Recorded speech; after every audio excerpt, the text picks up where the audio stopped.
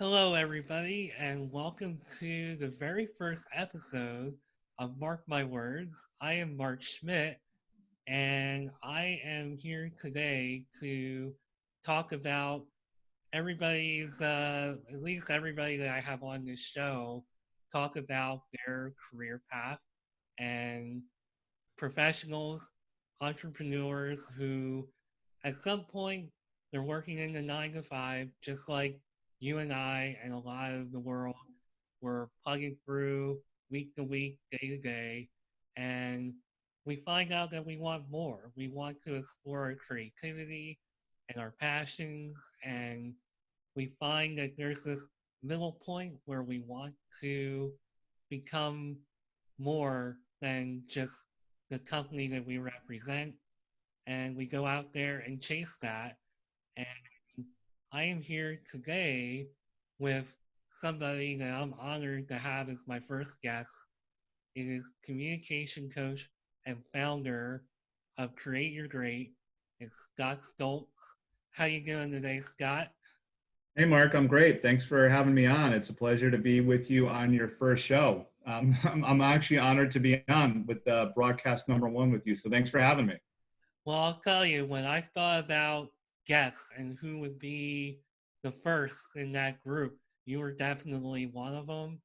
And just for a little bit of background, it was about 2 years ago, and somehow you and I connected. I think even though we may have found each other on LinkedIn, we may have actually started talking on Instagram.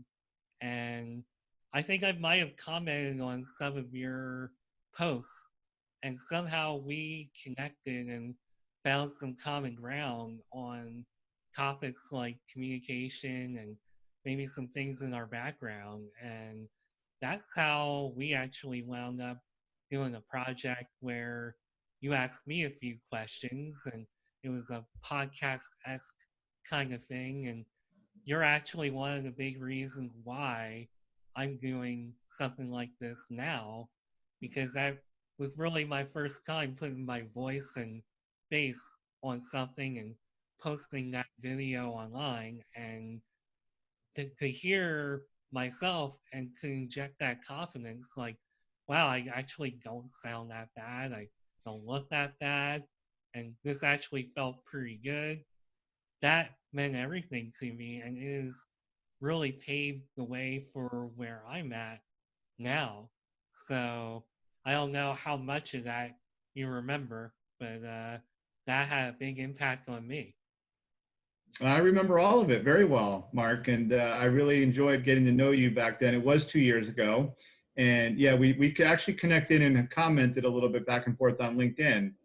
And I just know that your story resonates even more. And I'm sure it resonates with some listeners because one of the things that holds us back, and I know we'll get into this a little bit today, is a fear or even just a concern or a block in our own mind about how we're looking, how we're sounding. That's what stops so many people, not only from putting themselves online via video or audio, but also sometimes speaking up at work, bringing up an idea in a meeting or volunteering to do a presentation because we're concerned about how we're going to feel or look in the moment. But when we can work through and with that fear of judgment and some of the things that come along with it and put ourselves out there like you have and you've done so well, we see, right? You can vouch for this, hopefully, that there's some really good results, impact, feeling, and it's been fun watching your journey. I've told you several times in the last year, it's been really cool to see what you've been doing and how you put yourself out there now. Yeah, I feel like I've come a really long way, which is something I'm hoping we just talk before we hit record. Hoping to record something where I just talk about that part of my journey, because I have pretty unique journey, but I want to talk about your journey. And you also have a pretty unique journey. And you, much like me, just going back to something you posted on Instagram recently, just talking about how you were kind of shy, and you talk about it all the time on Instagram and really on social media in general about the struggles that you had with having confidence in communicating and Could you do it? Could you be a positive speaker? Were you an effective speaker? And that's all something that hits you, I know, right in the core. And it's a big part of what Create Your Great and your coaching is all about.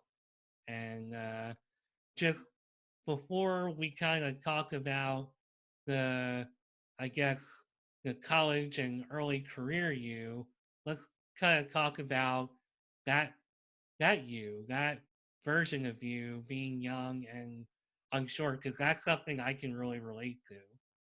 So can you kind of just elaborate on what a post like that, what a picture like that means to you, and what you see? Yeah, and of course, and I share. I think it's really important for us from a vantage point of our why and our mission for any of us. Whatever you do, whatever your mission is, whatever your job, your traditional job, if you're an entrepreneur, to be connected to why we do what we do and why it's meaningful to us. And for me, now as a communication coach after 18 years in corporate, and Mark, as you know, I started when I left corporate as a career coach, and I'll expand on that a little bit naturally in this conversation. But now as a communication coach, I struggled for years with communicating well. And, I'm sure I did better than I gave myself credit for more often than not. But I had really strong anxiety. I would say from the time I was in college. It's interesting because when I was really young, I was more quiet into myself. I'm in the middle of three kids, three boys, and I was definitely more of the quietest of the three. But I wasn't really shy and completely to myself. I just didn't put myself out there in a lot of different ways and look for attention. But I didn't really struggle speaking up in grammar school and high school until I got to college. There was something that kind of, formed in my head and in my heart. And I know a lot of us go through similar paths where I just was very self-conscious about how I was looking and coming across to people. And I think at that age, as you know, many people struggle with this. And what happened with me, the short of it is that block that I developed around 19, 20, 21 years old just continued to get stronger. And when I got out to the professional world, I first worked at a newspaper, but then I moved over to corporate after a couple of years in journalism. And I was in offices with a lot of people and meetings with a lot of people. The anxiety manifested to such a level that it often, not every time, but it often slowed me down or paralyzed me. I mean, everything from, and I know a lot of us have experienced this, to trembling when I had to speak up in meetings, to literally not being able to get words out of my mouth, to freezing in front of rooms full of people. I mean, I went through all of it. So now, 20 years later as a coach, I think it's really important for myself and for people that come in contact with me or work with me or whatever the case may be, to know that a big reason why I do what I do is because I've lived it, I've been there, and it really matters to me. It matters to me that I went through that in my life and that I've been able to grow and work through it and help people understand now that it's not a case of conquering your fear. It's a case of actually acknowledging that anxiety and using it as fuel. And when we do that, we can really do some magical things, whether we're one-on-one on a call like this or a Zoom, or we're in front of a room full of people. We really can share some magical things when we allow that anxiety and adrenaline to move with us instead of letting it control us.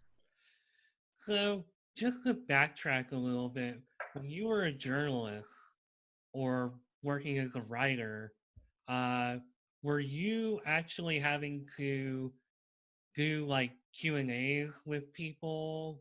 What kind of speaking did you have to do in those situations? Yeah, that's a good question. I did a lot of one-on-one interaction, of course. I was a sports writer. My dream growing up was, all through high school and college, was to be a sports writer. And I did that, and I worked for the student paper at University of Florida, which was a great place to do that because it's a big athletic program. And I was really good one-on-one with people. Where I struggled, Mark, was when I was at press conferences. As usually post-game. Sometimes, in the middle of the week, there'd be certain kind of press conferences we'd attend as writers. But I would sometimes be pretty nervous asking questions in press conferences. I usually got it out, but I'm pretty positive that there were a number of times in the 2 years that I did it professionally that I had a question that I never put out there in a crowded room or in a post-game conference because of the nerves. And that really didn't sit well with me. I wouldn't say it paralyzed me, but it probably hindered some of my talent and ability. And one-on-one, though, I was usually pretty good. And the reason I think it's important to call that out, and I know a lot of people are a lot more comfortable one-on-one, is I learned the value in journalism and writing and reporting, being curious and asking a lot of questions. And I look back on it now, and I'm so grateful that I did that because it gave me like the foundation and basis for when we're curious and we're asking questions to learn about how somebody else feels, what led them to perform that way, you know, what were they going through. We're learning, number one, but secondly, like it kind of eases some of that anxiety. We're not making it about us, we're making it about the other person. So I think doing a few years, including college, of journalism and reporting and writing was really, and interviewing was really helpful for me. Well, just to be fair, those press conference situations seem awfully difficult because you're fighting with other people to speak. And I mean, I've never been a part of that situation, but just from watching and listening to press conferences, I mean, you really have to fight to be heard at all and to just grab their attention. So I almost have to be pretty easy on you in that regard because that seems awfully tough.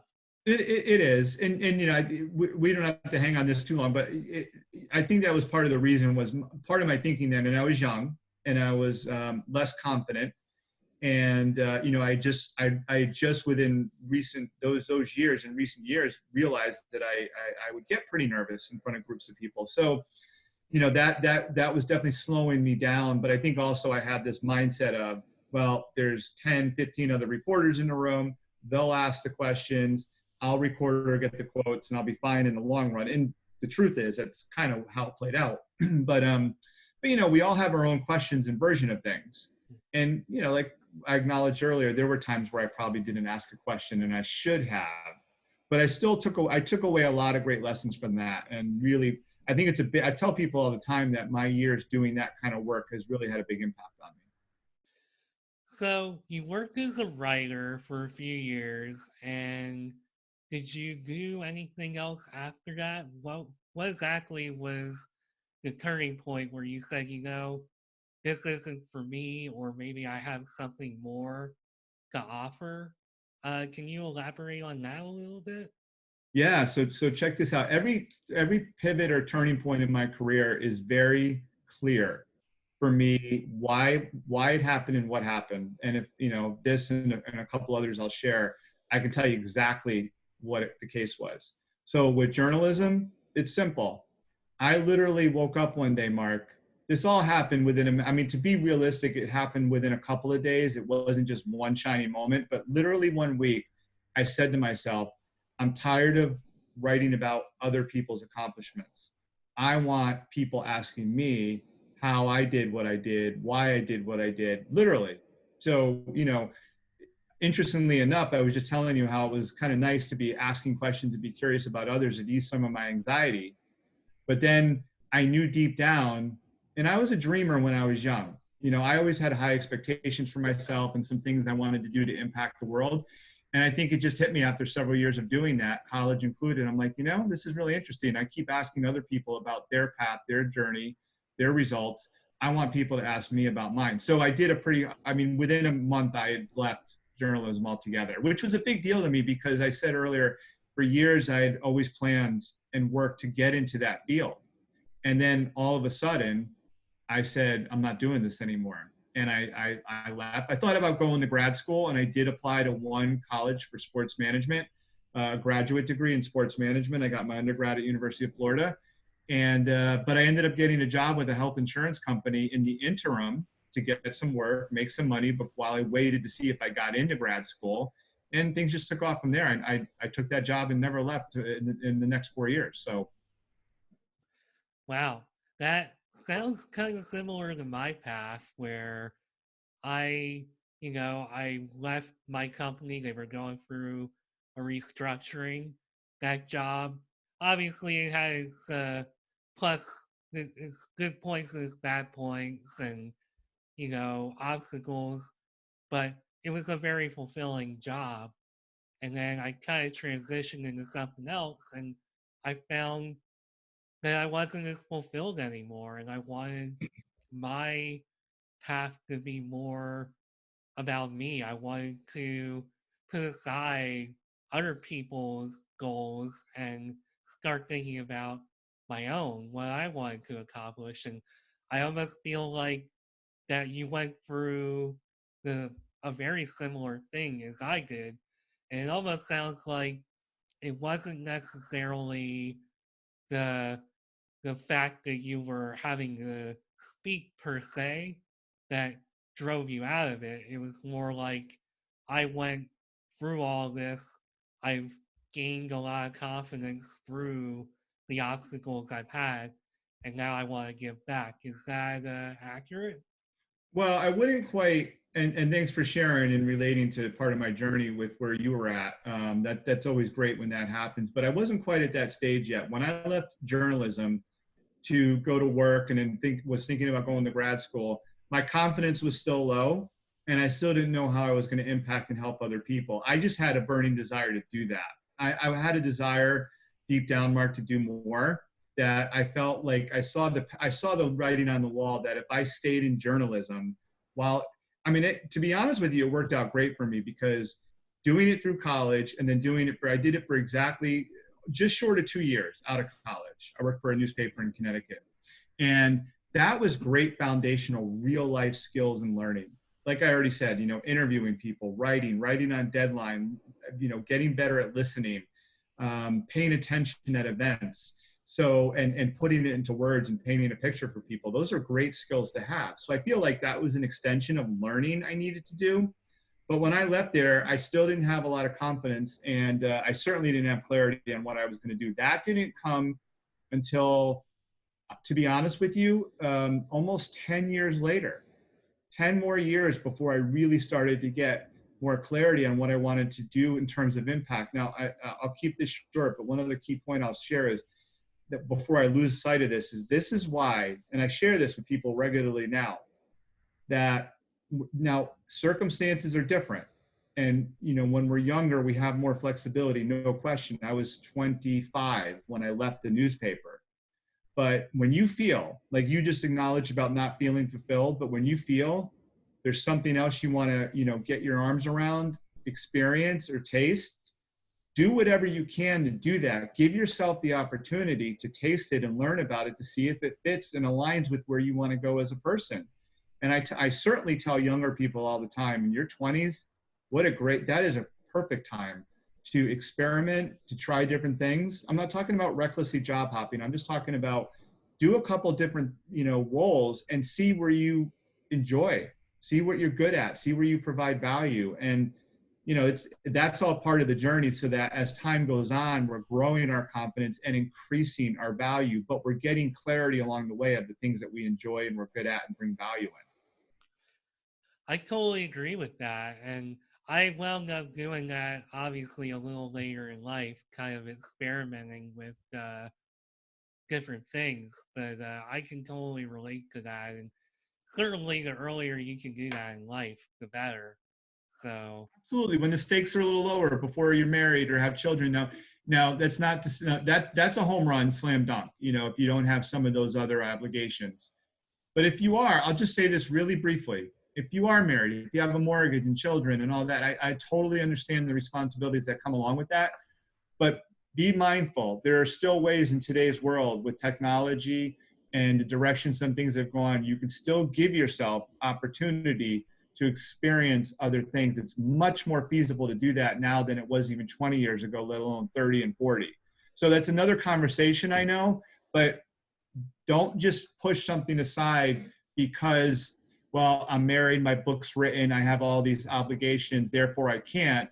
Try to look at things from a perspective of what can I create for myself in and around what I already know I need to do, what responsibilities I have, and at least give yourself a chance to taste something. Because the worst thing is, Mark, I don't know about you, but I don't want to be filled with regret later in life. I mean, I'd rather go through pain at various stages of my life, trying to get clarity or seeing if something works, than be, 80, 85, 90 years old saying, man, I wish I had done this or tried that. That is something I definitely don't want. That's something that you and I have talked about in the past, and that definitely hits home for me, and it's a big part of my motivation. I think everything you're talking about here, I mean, I started this part of my journey with my blog and kind of digging into what to do with myself personally in my late 30s, now in my early 40s. And I'm married. I've been married through this whole period, and I'm proving right here, right now, today, that you can find the time to do it.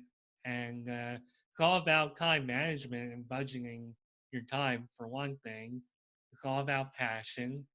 And for me, I can absolutely relate because I could think back to 20 years ago, thinking about, man, I want to write a book. I want to talk about myself and my journey and all the things I've been through. Well, the clock is ticking now because I'm probably about halfway ish through my life. So I want to start actually putting that to the test.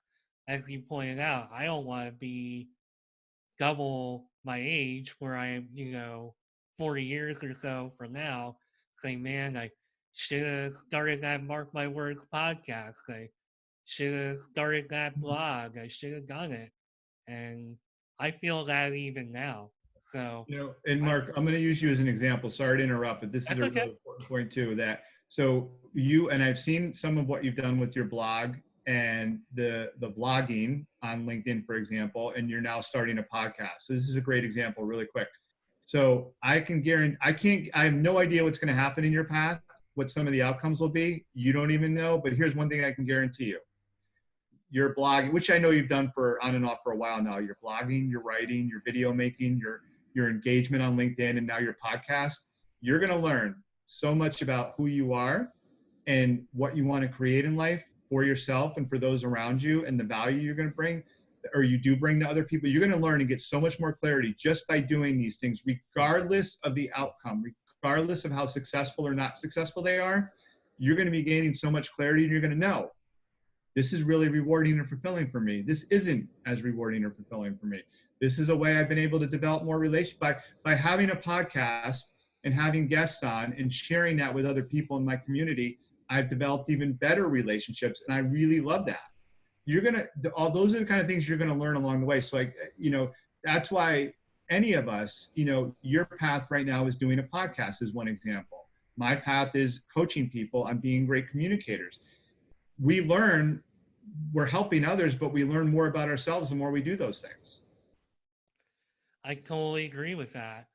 And you kind of touched on something that I want to segue to, which is for you, you talked about you had kind of a 10-year period there after you were a writer where you were going along that next phase of your life. I want to talk about now, when did you get to a point where you said, I have this great idea for a company for just the next phase of my life to give back? When did you say, create your great, this is something I'm going to do?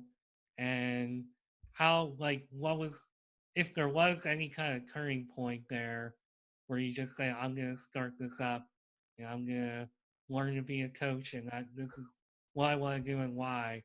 How did that all get started? Well, the idea for the coaching started in 2015 when I was working at CVS Health, but the idea really came in 2015, and I ended up staying in my corporate job with CVS Health through 2016, and I'll clarify more on that in a sec. But the origin of what I do today really started in 2007 when I went to New Orleans to volunteer for Hurricane Katrina related disaster recovery efforts. And I'll give a really short terse version. And if you have another question or two, that's great. But I worked for a health insurance company and then two technology software companies after leaving the newspaper. And it amounted to about 10 years of good jobs, pretty good money to very good money, a lot of travel, a lot of working at client sites, and a lot of growth in my professional life. Learned a ton and never hated any of my jobs. I was relatively unsatisfied in a couple of them, but never hated them. And I just knew I wanted to do more. And in 2006, the year after Katrina hit New Orleans, I was watching the news a lot and reading a lot of articles, seeing that they were really struggling. The recovery efforts weren't going very well. And if anybody who remembers that time probably remembers, with CNN there almost every day and every week, it was a struggle. So I decided I was going to go there and give back because I had hit that point in my career where I'm like, okay, I've been doing all these great things for me and my employer. I'm making money for me and my employer, and I've been, benefiting. What can I do to give back? And so I decided to go there, and I ended up staying for over a year, volunteering, starting a nonprofit, helping dozens of families in a number of different ways, and really learning the true meaning of collaboration and fulfillment outside of that corporate space, so to speak. Corporate's not bad, but I just learned a whole other level of fulfillment and collaboration and community in New Orleans. So I always tell people that's where the origins of what I am doing today. I did go back after a couple of years of nonprofit work, including in Boston after New Orleans. I did go back to corporate for 5.5 years with CVS, but I knew there was a time that was going to come that I was going to go off on my own. I just didn't know how I would do it. I just knew I wanted to go do something of higher impact for other people that was sort of replicating what I did in New Orleans, but not disaster recovery. I wanted to have a business where I could coach and help and guide people. So that's where it started. And then in 2015, I said, okay, I'm going to start planning my runway and exit to wean out of my corporate roles and become a coach. And that's really the story of where it comes from. And I'll just say I'm really grateful for that because it allowed me space to really, grow as a person, grow as a leader, and also understand that, we need help, we need community. I learned pretty quickly leaving corporate that it was nice going in to an office or a job or to a company where you had a lot of resources. One of the hardest things you can do, as you know, Mark, is when you're creating on your own, there's isolation and there's lack of resources at times. So I'm glad I did more time in corporate because it gave me a lot of additional perspective I think I needed. Oh yeah, I can totally relate because a lot of what I experienced in the corporate world, and I'll just quickly talk about myself. So I became a manager in 2013 and always had these desires, I guess, for a lack of a better word, uh, that I wanted to put myself out there more. I wanted to be out front more, but felt held back because maybe I didn't feel like I would sound right or look right, being born with a cleft lip and palate and going through all those things that I had gone through in my life. I didn't believe that I could really be taken seriously out front, but I found that I was. And when going through all that, I gained a lot of confidence in my speaking and getting in front of people and just being a leader. And just that one change in my life has really put me on the path to where I'm at today, sitting here with you. I believe. I think that one thing was a real turning point for me. So just kind of relating that to your path and your experience, I can definitely relate. Yeah, and I think I'm stating the obvious here, but we all we evolve as we go along in life, and we just get better at certain things, and we get more clarity. And I've really come to learn communication. You just mentioned some examples from your path, Mark, about being very self-conscious earlier. I certainly was in many ways, and communication is a great example of a skill and an ability that we just get better at over time, and we get better the more that we do it. it's just reality. And of course there are gifted speakers, writers, communicators, at young ages. But for the majority of us, it just takes some time and putting ourselves out there and doing it more. And in that process, we learn, we see what's working, what's not working, and we gain confidence along the way. It's interesting because confidence also comes from failing or falling down. I know that, hey, I did this once and yet didn't work so well, but I did it. I got out of my comfort zone. I got on a podcast for the first time. I did a Facebook Live. I recorded a video and put it on Instagram. Whatever. I did it. Even if it didn't come out so great, who cares? Now I'm more confident to do it the next time. I can obviously relate to that. That as we talked about at the top of this show, that's exactly what happened to me thanks to your outreach. And look where I'm at now. So I noticed, that and it was over time, and then you really hit a rhythm in 2019 with putting more videos out. But I noticed that, and that's not to put a spotlight on me. We happen to do a few videos together. It's more about you and the path. What's the takeaway? The takeaway is do it a few times, and next thing you know, you're doing it a little bit more and a little bit more. And I know you got a lot of great feedback along the way. And one other quick point is, it's never about I mean, of course we want to impact and help many people, or as often as we can. But you know what? Even if you're helping 5 people, even if there's 10 people in your community, or you do a post and 3 people benefit from it, that's great. What is wrong with that? There's nothing wrong with that. You impacted several lives. And I see the comments on your posts and some of the response and engagement you get in some of your social media. I think you have a lot to be proud of. I'm like extremely proud and blown away, really. And it's feedback like that that has also led me to doing something like this today. It's just very, very fulfilling and gratifying. And I could use up the rest of our time talking about that. Maybe I'll get into that in one of my solo podcasts. But before I get into, I know we need to talk about actually where you're at today with Create Your Great and being a communication coach. But I just wanted to quickly touch, you said you were volunteering, you were helping out, and what was it about that? Like, what exactly were you doing? Was there anything you were doing that was like, I I can use this to create my own I hate calling it a company, but I guess, do you consider it a company? What, Create Your Great? No, I don't have that level yet, and we'll see. So I don't actually consider it a company, and I've had plenty of people helping me, but I don't have full-time employees. But I want to really build more of a community. I want to build a community where people feel comfortable and empowered to share their story more. Yeah. And that's how I look at it in the short term as a coach and consultant who helps individuals and who helps teams and companies.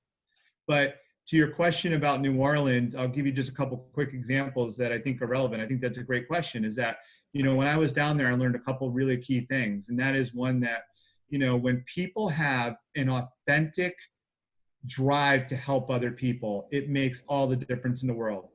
So I'm totally pro-business, capitalism, all that. Like, I don't think all companies are evil. I do think we need to be very ethical and have high integrity. No question. And anybody who doesn't, that should be addressed. But I think business is good. But it's interesting because I went to New Orleans, disaster relief, nonprofit work, and volunteers. And there were some businesses in there too, obviously, helping to run and manage things. But I saw that most of the people I was working with and that I was around, they were there for very authentic reasons of not getting a higher paycheck, not moving up the corporate ladder, not getting a raise or a promotion, or serving their own short-term need on a project. They were there simply to help, just like I was. And I share that because when you're around people who have an authentic drive and passion to fulfill a mission that is going to, serve others, it's a whole different energy. And I was like blown away. That's why I stayed. I was only going to stay down there 2 or 3 months. And I ended up staying for over a year because I was like, I remember these days very clearly. I remember like a Sunday when we were off because we often worked on Saturdays too. I can remember like going for a drive or sitting having lunch by myself or going for a walk and just thinking to myself, I can't leave here. This is freaking amazing. This is the people and what's going on here. You can't pull me away. And it was because of that, authentic drive, and, people were there for just to bring value to others. And that really stuck with me. And it's not to say, oh, we can't go bring, in fact, a big reason why I do what I do now as a coach is I want to bring more of that mindset into corporate environments. I want people to have more. And a lot of what I teach around communication, connecting, building relationships, and influencing others and building trust is predicated on what I just said, that authentic mission. And I would say the other thing that I really learned while I was in New Orleans was, this is, I think, a really important point too. And so many of the entrepreneurs that I've studied and learned from, and many virtually in the last few years, you don't have to have, think about this, Mark, none of us have to have a specific skill set to succeed or do something of high value or impact. I went to New Orleans knowing not the first darn thing about disaster relief.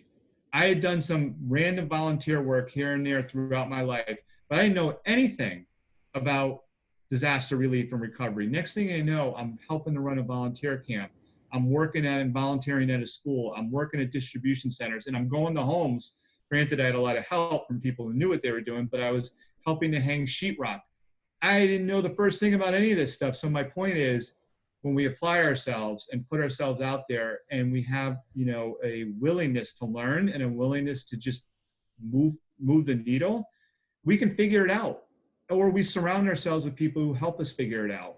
And I think, what slows a lot of people down in the world today is, I have this degree, I have to get a job that fits my skills, I have this grad degree, or this expectation I need to live up to, and this particular skill set.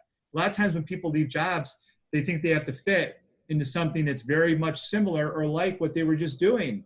That's not the case at all. So those are the two biggest things I really learned, and they've really served me well, because heck, starting a business and coaching and doing a lot of things on the side, and even I did a podcast for a while myself, and learning how to do videos and use social media. I didn't know anything about any of that stuff, but you figure it out.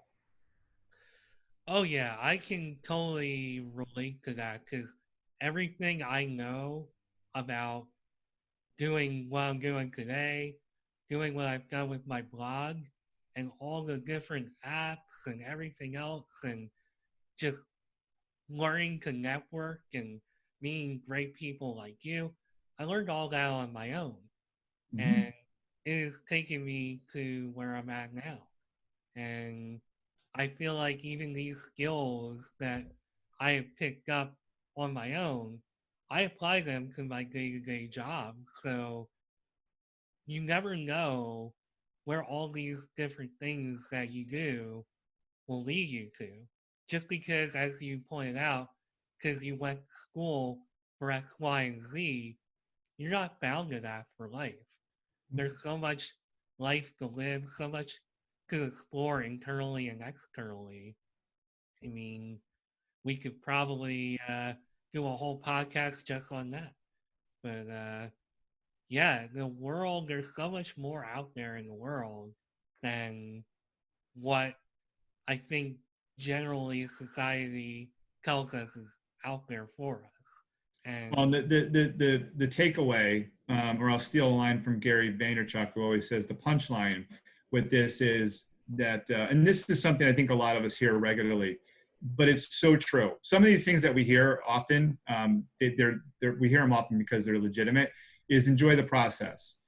We're conditioned in society today, and I'll keep this short so we can move along, but we're conditioned in society today about achievement, accomplishment. Get these grades, graduate, get this job, move up, make this certain amount of money, get this title, etc. Sales goals, etc. But this stuff is all thrown at us constantly for years, for decades in some cases. So that's where we tend to focus. But what we really want to focus on is the process, the journey. What are we learning? What are we learning about others? What are we learning about ourselves along the way? Be present and enjoy it. And, strategically and mindfully, we can pick out, like, this is working really well. I'm going to do more of this. I'm going to bring more of this into my life. Or this is working not so good. I'm going to, do less of this, to bring less of this into my life. It's the process. It's not the result. And we have to encourage, you, me, many others. We have to encourage and empower people. Focus on your journey and your process of getting better. And I know companies have, are beholden to certain results and revenue targets and investor, numbers to hit and all that. I get it, but still, the best, most impactful leaders and just people in general in this world are. Let me actually credit Simon Sinek. If anybody's ever heard Simon break down his book is all about the infinite game versus the infinite game versus the finite game. Having that infinite mindset of there's no winner or loser, and you're playing through the whole game of life to just do the best you can versus I need to do this action in order to hit the short-term goal. You're just going to see much better results. The really impactful leaders who help and elevate people have that more infinite mindset of just constant growth and learning and getting better. Well, I'll tell you, you mentioned a good one with Gary Vaynerchuk, which I would not have been able to pronounce his name if you didn't just say it. So thanks for that. But yeah, if you're out there on social media and you want to start with somebody who's truly had their own personal success and are inspiring people, he's a good one to look up. So you and I, as far as our personal, I guess, schedules for today, we're running out of time. There's like two more things I want to touch on. And one of them is, so Create Your Great. Where are you at with that today? Because you talked a little bit. Well, I personally know that you started out as coaching one-on-one and you grew and are now not only doing one-on-one, you're also collaborating with companies in general. Can you talk a little more about what you're doing and what your process is? Sure. Yeah. Thanks, Mark. So I did start off as a career coach when I left corporate and was doing mainly individual work, but I naturally evolved into communication coaching mainly, well, two main reasons. One, because I saw that the biggest impediment or challenge most people had in their career, in addition to a lack of clarity around what it is they wanted to do, was their ability to communicate. And a lot of people, as you know, struggle with just general communication. It doesn't mean everybody has to be the best, most polished speaker on stages all over the world. Just general communication, a lot of people struggle with.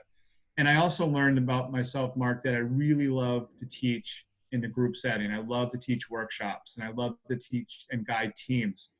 So last year I evolved from career into communication coaching. And what I do is I help people gain clarity in their message and their story, bring it out in a way that brings value to others, which helps grow our influence. We all want to, we don't consciously think about it or really say it ever, but we all want to influence others. We all want to be able to, get people inspired or to buy into our idea or to help us out, right? So influence is really important. So when we have a clear message, when we have a story that resonates and connects with people, we're much more apt to be able to influence them. And, it's always coming from a place, ideally, of service. How can we elevate people in the process? And then more broadly, that's somewhat individual based. And I love to work with managers. I think it's so important, actually, real quick nugget, that managers, in my experience, we saw so many who were, I myself, this happened to me twice, where we're moved into a manager's role because we're a subject matter expert or we did a project well or we're well liked by our leaders. So we're bumped up, which is great, but we haven't really been given a lot of development around how to lead and communicate well with people who are now going to be working with and for us. So I think it's really critical that we give managers the tools to become great leaders and become great communicators. So I'm really driven to do that. I'm really driven to help managers, especially emerging managers and leaders, to grow their communication skills so they can build influence and trust. The last point I was going to say is, any organization, any culture, if trust is at the core, the epicenter, the root of everything, they're going to do well. There has to be an environment where people are trusting each other and you're going to have a lot more long-term success. Success meaning not just financials and product and revenue, but just fulfillment and making a difference and making an impact. So I focus on helping people do all those things. And one last caveat is I do help a lot of people who have a fear of public speaking. Having gone through that myself, and that's where some of my individual coaching comes into play a little bit more, is the people who have that high anxiety. How do they put themselves out there in front of people? How do they share their message? How do they even get started with working with that fear and adrenaline? So I do a lot of that too. Well, I think what you're doing is a really great and much needed service. As somebody who did work on the management side of corporate America for a while, I know personally what an impact a positive communicator can make on a work environment.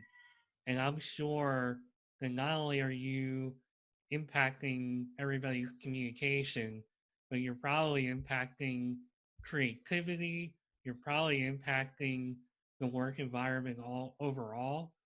And I know personally, firsthand, just how much that kind of an influence and impact is needed.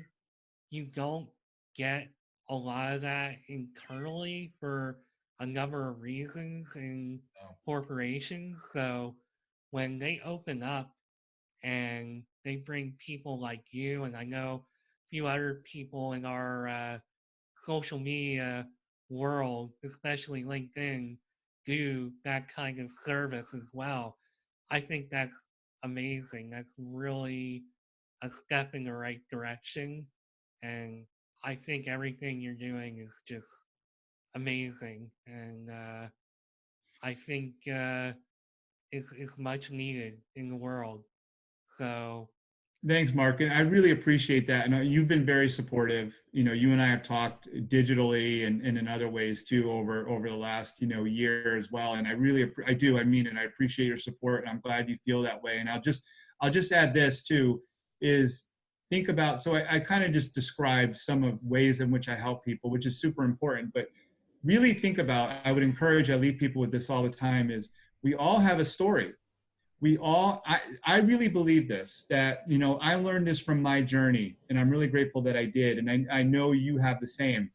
We're all capable of being great communicators. There's no one person who's that much better than anybody else. Sometimes people are out there more and more visible, but we all have something that we believe in. We all have something we're good at, a gift or a talent, and we all have a personal story. And that's what I really impart with people, is get connected to your gift or talent. Know what it is you stand for, and be very clear and connected to your stories as a person, and bring them out naturally. And you're going to be a great communicator every day. And by the way, the right people, because we're not for everybody, but you're going to end up influencing and helping the right people. And that's what it's all about. well, speaking of people and being connected, how, as we wrap this up, how can uh, people, whether they're people like me or managers or just a corporation, how can people get in touch with you if they just want to follow your journey or they want your services? How can they get a hold of you? So, yeah, and thanks for asking. So the two best places to find me, the two best platforms are LinkedIn and Instagram. Those are the two that I use the most. And I actually became a fan last year, Mark, of Instagram. You and I talked about this once. It's just more of a nimble tool, and I do enjoy it. So at Scott Stolze on Instagram, or just via Scott Stolze on LinkedIn.